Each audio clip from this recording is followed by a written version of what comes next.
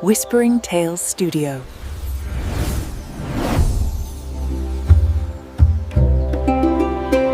Come closer. Draw your wrapper tight and sit where the fire can hear us. Do not cross your legs too quickly, this story is long. This is a story for those who think life only lives in tall buildings. This is a story the village still whispers when the moon is full.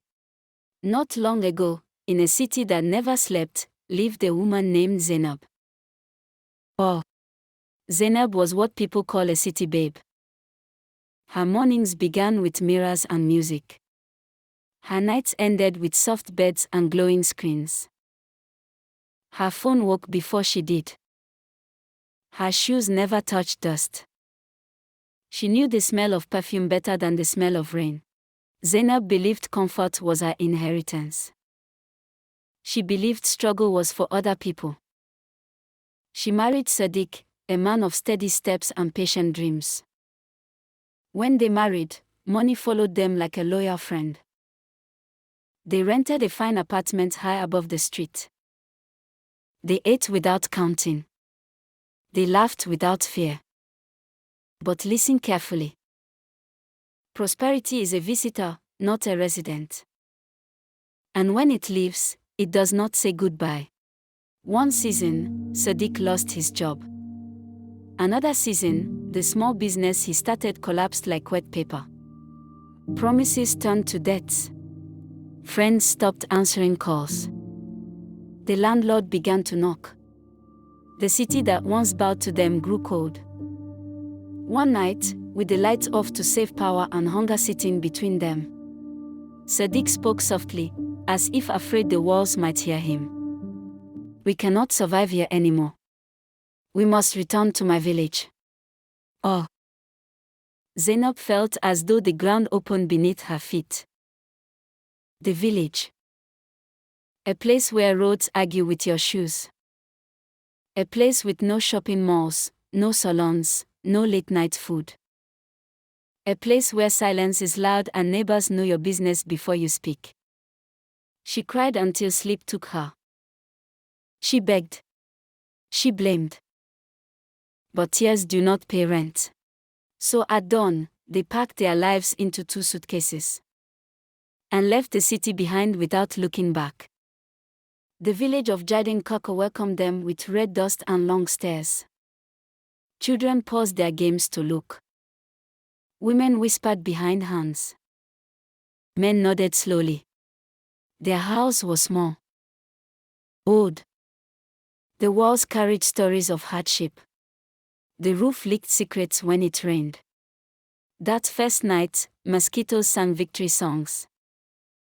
Zainab slapped and cried and slapped again. Sleep avoided her.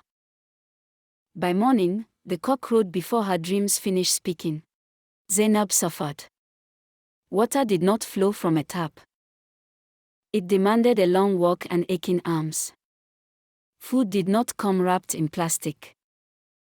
It demanded sweat, fire, patience. The sun showed no mercy. The heat clung to her skin like punishment. There was no electricity to hide the darkness. No noise to drown her thoughts. Her hands blistered from pounding grain. Her back bent from bending too often. Her feet cracked from unfamiliar roads. She missed her old life with a hunger that hurt. She counted her losses every night. She stared at her reflection and barely recognized herself. She quarreled with Sadiq. She accused him of dragging her backward. She cried that love had betrayed her. Sometimes, she refused to eat. Sometimes, she refused to speak. The village women watched quietly. They saw her drop calabashes into the dust. They heard her complain about the heat. They watched her struggle to light firewood like a child. Some shook their heads. Some smiled gently. None mocked her. One day, hunger taught Zainab its sharpest lesson. Sadiq fell ill. Work stopped. Food finished. Zainab went to sleep hungry for the first time in her life. Her stomach spoke louder than pride. That night, she cried until her tears dried themselves. The next morning, she followed the women to the farm. Her body protested. Her hands shook. The hoe felt heavier than shame. But she stayed. The soil did not accept her easily. The sun tested her resolve. Her body broke before it obeyed. That evening, an old woman named Mama Lomi sat beside her. Her skin was wrinkled like old earth. Her eyes sharp with knowing. "Child," she said slowly. "The ground fights everyone before it feeds them." Zainab said nothing. But her silence listened. Days turned into weeks. Weeks turned into months. There were days Zainab wanted to run back to the city barefoot. There were days she collapsed on her mat, too tired to cry. There were days she hated the village with her whole chest. But slowly, slowly, like dawn stealing light from night, Zainab began to change. Her hands hardened. Her steps steadied. Her ears learned the language of birds and wind. She learned when to plant. She learned when to wait. She learned when to speak and when to be quiet. She used her city sense to package produce neatly. She helped women sell better. Small money came. Then more. When sickness visited her home, neighbors arrived without invitation. When food was scarce, plates were shared without questions. Zainab felt something she had never bought in the city. Belonging. One harvest season, her small trade flourished. Her laughter returned. Her husband stood taller.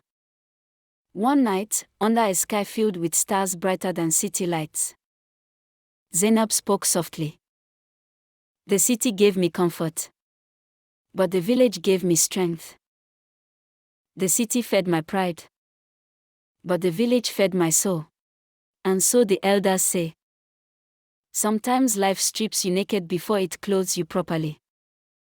Sometimes the road backward teaches you how to stand forward. If you ever find yourself on unfamiliar ground, do not fight the soil. Kneel. Listen. Learn its language. If you enjoyed this story, please like, share, comment and subscribe to our channel. Thank you for watching.